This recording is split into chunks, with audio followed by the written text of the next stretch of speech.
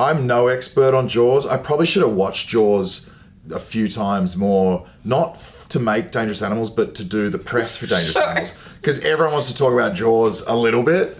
Well, America, 1, obsessed with Jaws. 2, it's the 50th anniversary. I know it is. Yeah, well aware.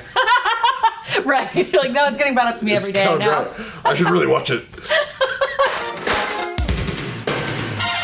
Very excited to have you here today, Jai.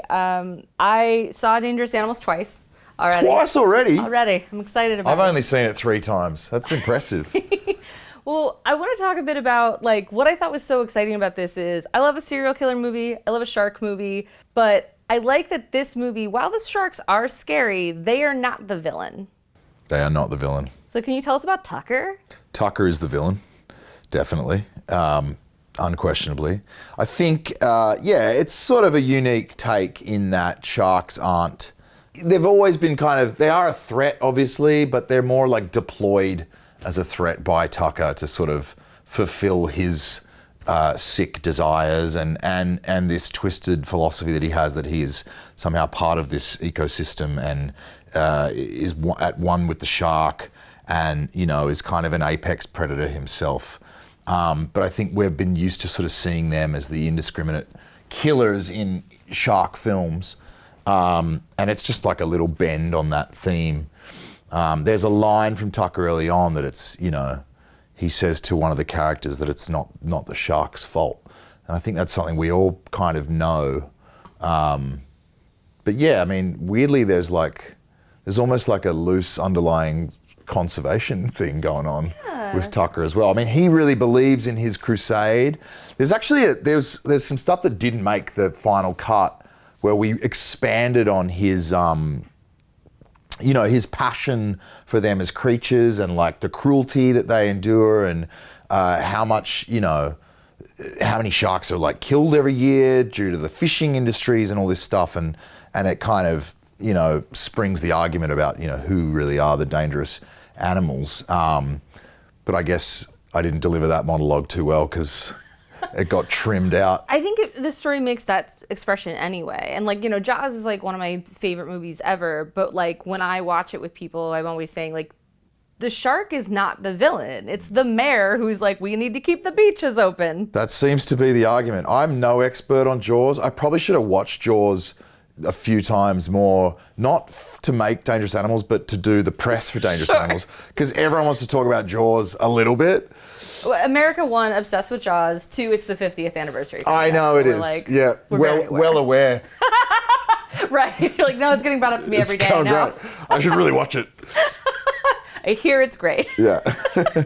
But the mayor is the villain. I mean, it's just because it's like, yeah, the shark is being a shark. Yeah. Like, it's doing what it does. So it's this idea of like us. I'm very afraid of sharks, like in an ocean scenario. The first time I ever went snorkeling, I literally could hear the Jaws theme in my head, which is not conducive. And we were in Maine. That's not a thing. They don't have sharks in Maine. If they do, I don't want to know. No one email me. I'm sure they have sharks in Maine. I don't even know. I'm fine where I'm at. But like, it freaked me out so bad. And it's like, what's funny is like, my thing is basically like, if I ever get eaten by a shark, that's on me. Yeah. I was in the wrong part of town. I had no business being there. But I think it's so cool that like, he has this obsession with sharks, and then it gets gnarled into something in a very Sean Byrne way that is like more obsessive. And there's some interesting rituals within the film. But what I thought was interesting is the film doesn't ever kind of sit down and be like, this is Tucker's whole deal. This is his whole ritual. This is what it does. It's like we get flashes of it. And it made me feel a little bit like we're one of the captives on the boat, that we're only getting this in the snippets, Yeah. And I'm curious was there more of that in the script, or was that something that was intended to be mysterious? No, I think it delivered as intended. We learn a little bit about Tucker here and there. We get like a few glimpses of him without another character in frame. It's not many, but most of what we learn about him is in kind of communication with someone else. I think it does just that. It's like we kind of wonder what's going on, and then you sort of, you see snippets of it, and, maybe like halfway through the film, we get a moment where he's sort of celebrating one of his, it's like a rap party for his own like snuff film, honestly. That's kind of what he's making. and he's like dancing on his own. And this was like the only time we really get to like, you know, pull the curtain back entirely. But you know, there's never like a deep understanding. There's just clues. And I had to develop a bit of that with Sean to to build some more kind of empathy for him and figure out who he was and like where this trauma is like stuck for him and, you know, what's his kind of wound. And so we did, you know, we developed that together. But yeah, you don't learn a whole lot. It was fun though, you know, it's touched on early in the film. There's a scene where he says, he's talking about an attack that he was a victim of as a young kid. And he says, you know, I guess I spent a lot of time on my own or something like this. And that was kind of like enough, because you get to sort of, if you grab a hold of that as an audience member or someone listening to it, you get to kind of develop whatever that means for yourself. And the same went for me. Yeah. You know, so I played on that in my own mind and had all this stuff that connected him. You know, he's basically got mummy issues. And all of that kind of feeds into what becomes this, you know, really kind of sick obsession and his connection to the shark and the world in which he feels he's, you know, part of this sort of predatory pyramid. Yeah. And part of what's so fun to watch you particularly in this role is the way you're able to kind of switch to the two faces of Tucker.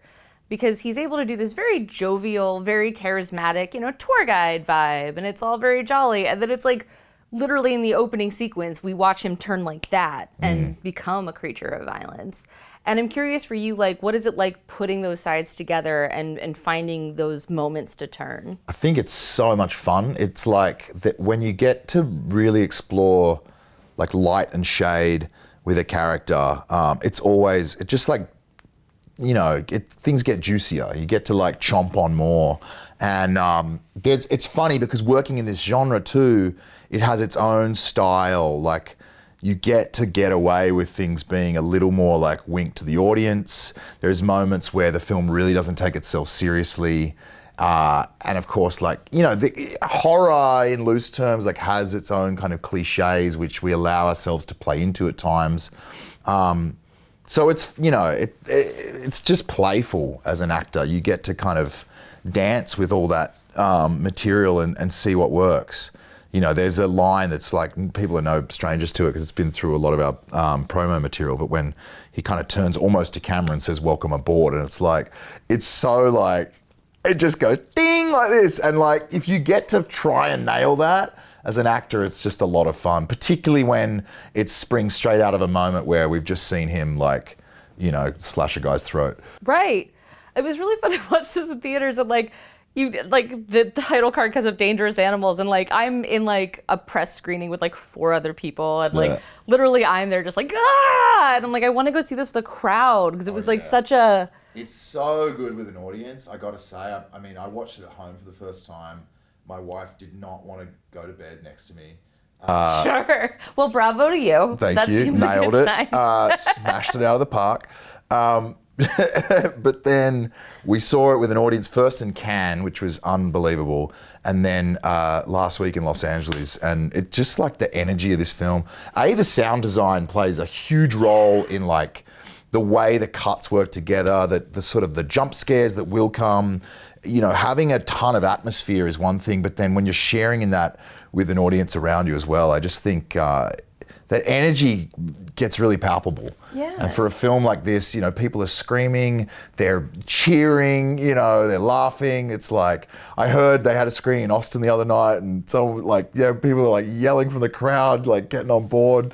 It's good. And I think that's what a film like this is designed to inspire. So hopefully, you know, people feel like they need to get out and see it and go and do that with an audience around them. Yeah, I want to circle back to the dance you mentioned, because you've used it metaphorically, but there's literally a dance scene. And watching it, I was so fascinated because Tucker is so intense in this dance that, like, in my mind, I'm like, this is a ritual. And he's listening to, it's Evie Part 1 by Steve Wright. Is it part 1 or part 2? I think it's Part 1. Is it? Yeah, you might be right. I used Shazam. I think there's 3 parts. Oh, you did. You Shazammed it. Okay. I'll take your word for it then. But I'm curious for you, like, what is there a meaning to that song that you applied to? Was that the song on set? Did that get It was found a in song on post? set. No, Sean is very attached to some of the needle drops in the movie, and they were written in. I'm not sure if like all of them made it. I'm sure our producers had ideas around where budget was allocated when it comes to that sort of thing. Sure. And I'm sure there were battles lost and won by both of those parties in the edit. But Evie was always the song in the script. And it's just like an old 70s jam that all Australians know. But I don't know if it has, I don't know, I had no idea if it had any global reach. But yeah, the dance was designed to be a celebration, a private moment that Tucker has on his own. You know, we don't like spell it out, but he's probably drinking, and he's you know, just celebrating this film that he's made, a kill that he's put on tape, and Sean just wanted it to feel like, I don't know, like just like a pride. He didn't prescribe anything. He was like, whatever that kind of means to you. And I was terrified because I've never danced on camera. We weren't choreographing anything, which was probably for the best because it didn't need to feel that way. But I just knew I had to like send it hard for it to feel. I didn't want to do it 10 times. I didn't want it to be something where we were chasing and pretending we were choreographing something all of a sudden, like late in the piece. So I just got drunk and then did it. You know, Right. privately without anyone else's knowledge. So, you know, you got to be professional these days. And I wasn't performing any stunts, kept everyone safe. And we did it 2 times. Me and the DP, Shelley Farthing-Dorr, he got in there handheld and just went for it. I remember Sean saying, "Man, it's like you really seem like you're fucking wasted." And I was like, I'm a very good actor. 3 years of drama school, baby. I love that. But I mean, that's what I thought was so striking about it is there's so much like energy in there. It's so raw, but it also feels really intimate. Like it feels kind of alarming to be that close to him in this moment because it feels like something's going on in him and we maybe can't figure out what that is yet. Yeah. So it's just really haunting. And like there's also an energy in him that like took me back to Captain Boomerang, which I feel like, and maybe that's from my perspective, so correct me if you don't agree, but I felt like that was a turning point in your career where you got to start playing these kind of weirder characters. Yeah. What was that like for you? I think you're right. I think you're probably right. And I think that's been something that I'm learning now to like really like cultivate more of and sort of celebrate. And I'm not, you know, I spoke about this with someone earlier today. And I'm really like careful with my quotes because, you know, you say anything that like means one thing and it's not like I'm running away from like leading men or anything. It's just that I think that the roles that have been working in the last kind of 10 years have been ones where I've been able to like stretch it a little further. And I don't know if actors ever feel like we define ourselves as anything, because I think we all have this like ambition that you can take on whatever. And like, if something pushes you further out of your comfort zone, it's probably a good thing. But you know, if as early as I was ever developing some kind of ambition around this as like an art form, I always thought I was like a character actor. I was always like a bigger performer. And I don't know that that means you aren't something else or are, but definitely the roles I'm having more fun with these days are less like straight. And whether that's like a little bit more comedic or whatever, I hope that I get to keep changing that up. But yeah, I think Boomerang offered me something that was new at the time. And all of a sudden it was like, oh yeah, that kind of makes a lot more sense. And so, yeah, I mean, I guess I don't know if there's like similarity in them. I think, you know, the kind of low thing to grab at is that they're both Australian and kind of have a kind of a quality to them that feels somewhat familiar. But I think it's just me allowing myself to have fun as well. Yeah. Well, I wonder, because you've done so many like big franchises, including Suicide Squad, but I'm thinking like, you know, Terminator and Jack Reacher and Die Hard. What was that one? A Good Day to Die Hard.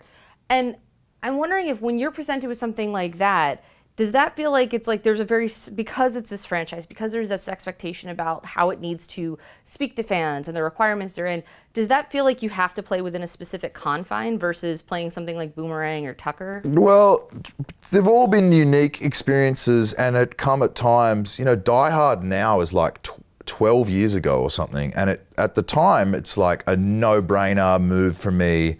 I audition, I get to test with Bruce, I win the job. It's like my, I don't know, third movie. I'm on a plane in a heartbeat, fully all in. Sure. I'm not worrying about the pressure. You're maybe taking a little bit of that on, but it's all about like, man, you're just like facing forward and like looking up and making the most of it.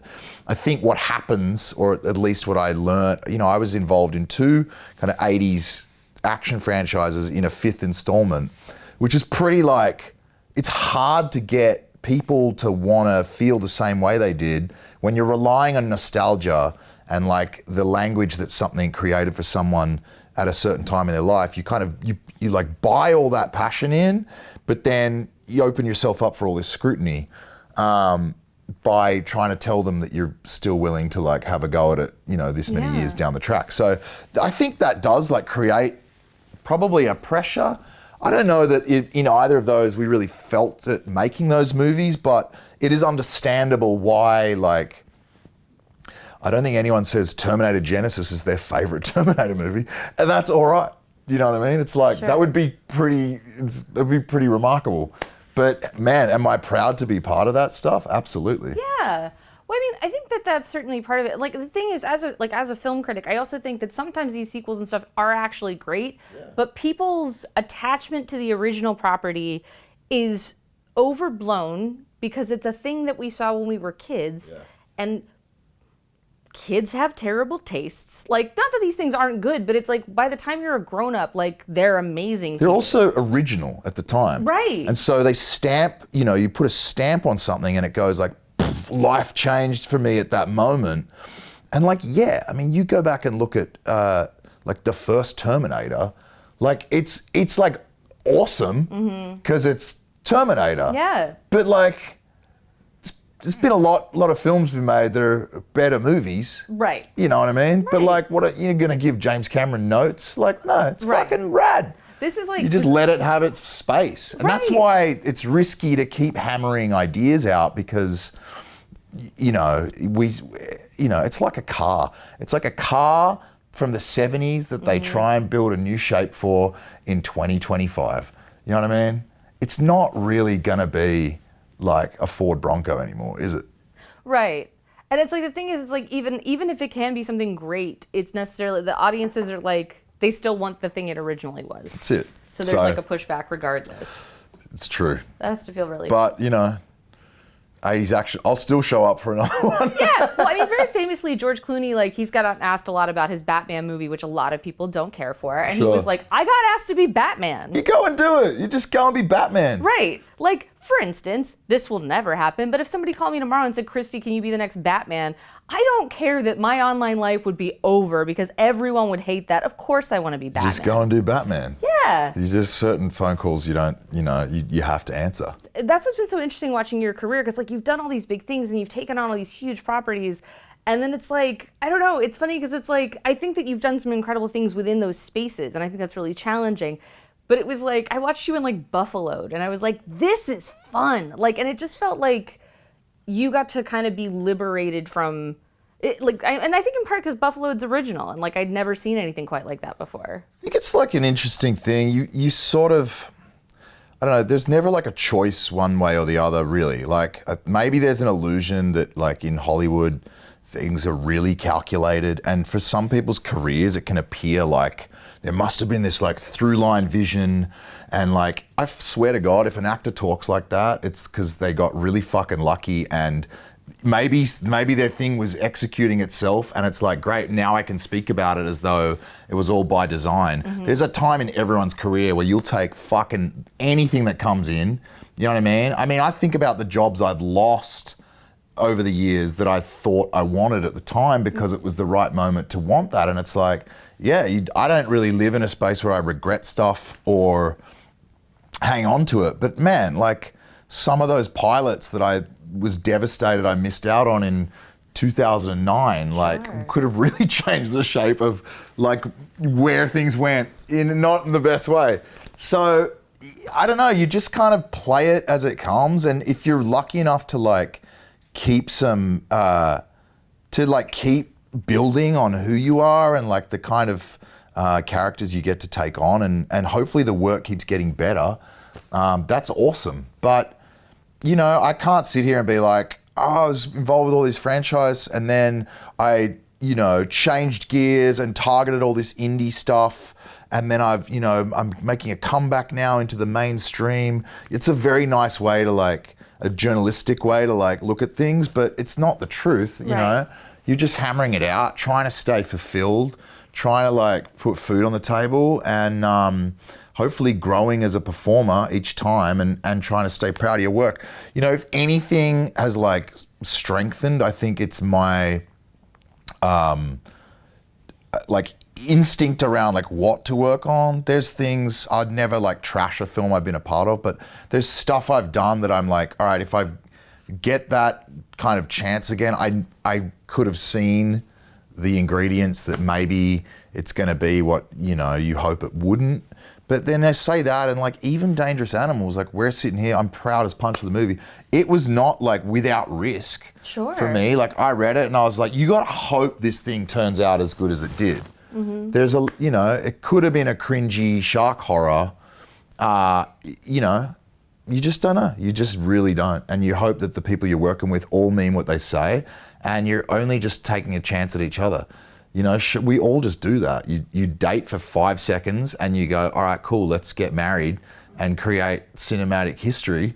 And it's either going to get swept under and never see the light of day, or, you know, maybe it like chugs its way through the indie distribution kind of maze and like gets out on a streamer at some point, or maybe you go wide because you got a really fucking cool movie and, you know, everyone's going to get out and, you know, have fun this summer. Yeah, that must be frustrating from your perspective because you put so much into the production process and then it's like it's out of your hands which of those paths it goes down. 100% is. And that's why things can be really heartbreaking sometimes because you pour like blood, sweat and tears into something that you're really passionate about. And it just isn't necessarily like speaking to the appetite of that festival it got into, you know, and like buyers aren't, you know, that kind of hot for this kind of thing. It just goes like, and then you end up with like a day and date VOD deal, which is awesome that it like gets somewhere, but it's like, no one's talking about it. Right. You know, it might be your best work and everyone's best work. I mean, it's a miracle films get finished.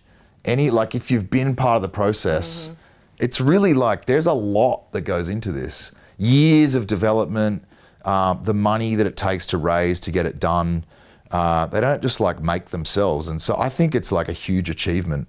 Even when things don't turn out as good as you hoped, you know, to get it over the line and get it out is massive in itself. But yeah, I think, you know, I've just gotten realer about that. That's why it's like, we hear people talk about things from a perspective where it all seems very, you know, precise. And it's like, well, this is clearly the plot, this is the chart that you've made, the journey that you mapped out. And it's like, yeah, it's not. I mean, it's you know, it might feel that way and that's awesome, but I don't know, there's always going to be a few bumps. Right. I think as an entertainment journalist, like we do have to create a narrative to try to kind of explain to audiences, like, this is what it looks like. But I think there's also an awareness, especially the more actors I talk to, the more it's like, we are just trying to get jobs. Like, yeah, totally. And like, you know, it's like if somebody tried to map out all this stuff I've written as an entertainment journalist over the years, like, no, there's not a plan.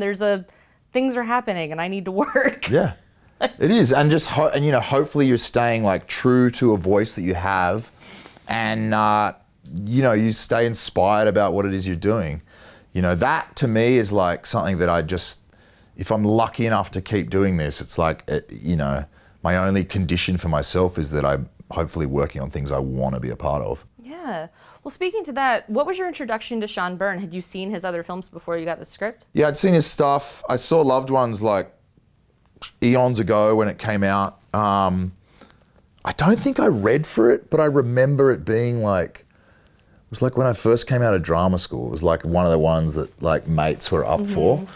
And then I watched The Devil's Candy in preparation to meet Sean, and I think he has a really cool, you know, touch on things, and understands horror really well. I love that he's always woven music into his stuff in a really kind of strong, intentional way. Yeah, I don't know. I mean, I feel like this, I was listening to him speak the other night, and someone kind of saying to him about it being like this was a sort of, he'd been waiting to tell this story, and it's like, I don't think he feels that way either. It was like, it was the right one that came along, and he was the right guy for it, and you know, it's awesome. I mean, I'm thrilled to have gotten to work with him. He's a very prepared director. You know, we would get into it some days because, you know, he's very like attached to his storyboards. He really sees the movie. And sometimes I wanted to be a little like freestyle with it, but we loved, you know, and respected each other every minute. And I'm really proud of what he was able to achieve with this. Yeah, I mean, having seen all his films, like there's a current through all of them, really gnarly, and as vicious as the villain in them is, there's still an understanding of why they're doing what they're doing, which I like because it's emotionally troubling. Because I'm not rooting for them, but I'm not fully rooting against them either. And considering the things they do, that's a weird space to be in morally, and like that's kind of why I like it, because it just feels like you're getting sucked into the spin of all of that. That's what you want, I think. I mean, for me, characters who are like kind of morally a mess are really only interesting if you can kind of buy into that somewhere as well. I don't know, we don't have to like feel like Tucker's justified, but I want to get some kind of clue, or at least be asking myself, man, what happened to this dude in order for it to get this bad? And then on top of that, particularly in a film like this that allows you to, I want people to have fun with it, you know, and they don't have to leave, you know, feeling like they're on Tucker's team, but you know, definitely while they're in the film, I want them to feel like conflicted somewhat, because he's a good time.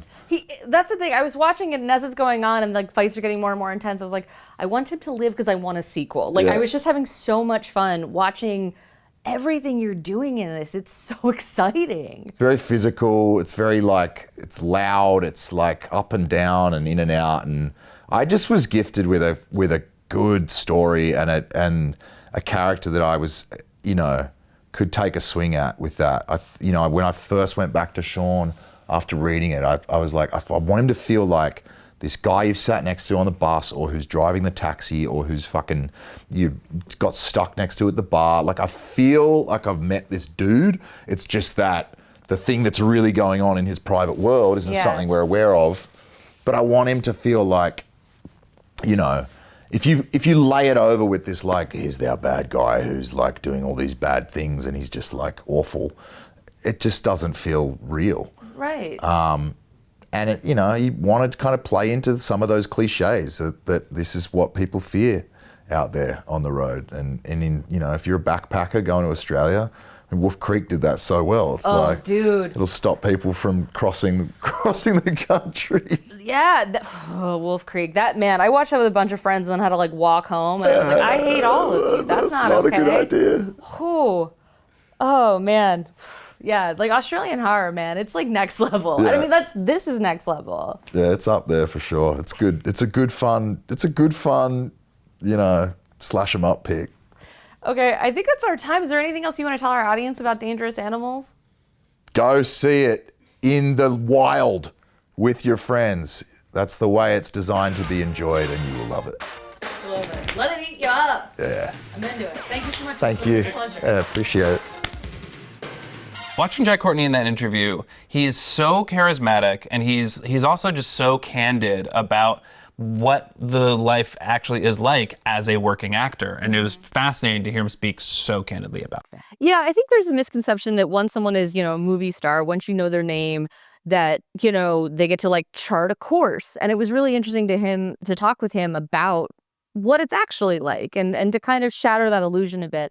It's a job, and you're going to get what you were offered, and you're going to make your choices from there. And I think it was interesting about how he talked about some of those choices, and without ever having to like talk down on any of the things he's done. But just such a fun conversation to have with somebody that felt, you know, enlightening and like personal. Watching Dangerous Animals, I was very much like, how do we get here from like when Hollywood was kind of like, he's going to be this action hero. And I think that Hollywood was trying to put him into a box. And I just think he's more interesting than that box allows for. 100%. And like this movie, it's just really, he's really fun in this movie and he's frightening. And like that was really exciting to experience. Yeah, absolutely.